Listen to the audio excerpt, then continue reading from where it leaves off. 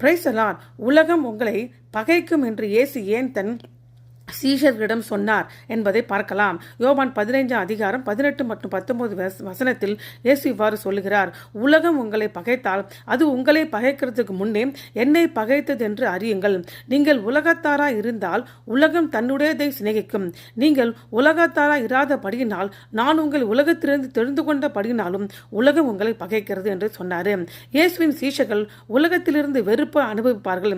இதை குறித்து அவர்கள் ஆச்சரியப்பட வேண்டியதில்லை. ஏனென்றால் இயேசு தாமே உலகத்தின் கையில் துன்புறுத்தலை அனுபவித்தார். உலகம் தன்னுடையதை நேசிக்கிறது, ஆனால் இயேசுவின் சீஷர்களோ அது துன்புறுத்துகிறது. ஏனென்றால் இயேசுவின் சீஷர்கள் இப்பொழுது இயேசுவுக்கு சொந்தமானவர்கள், இனி உலகத்திற்கு அல்ல. இந்த உலகத்தின் பகையை அவர்கள் அனுபவிக்கும் போது அதை எவ்வாறு மேற்கொள்வது என்பதை குறித்து 2 காரியத்தை இயேசு சொல்றாரு. முதலாவது, இந்த உலகம் அவர்களை பகைப்பதனால அவர்கள் ஒருவர் அன்பு கூறி பரஸ்பர அன்பை மூலம் ஒருவரை ஆதரிக்க வேண்டும்.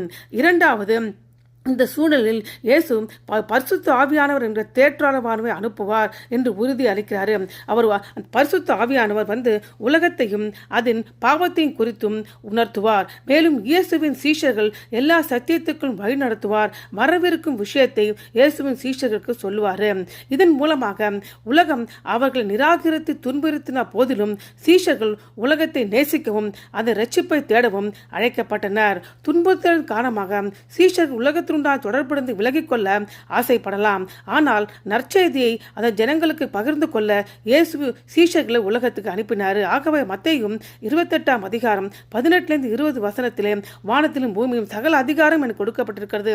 ஆகையால் நீங்கள் புறப்பட்டு போய் சகல ஜாதிகளுக்கும் சீஷராக்கி பிதா குமாரன் பரிசுத்தாவின் நாமத்தினால் அவர்களுக்கு ஞானஸ்தானம் கொடுங்கள். நான் உங்களுக்கு கட்டளையிட்ட யாவையும் அவர்கள் கை கொள்ளும்படி அவர்கள் உபதேசம் பண்ணுங்கள்.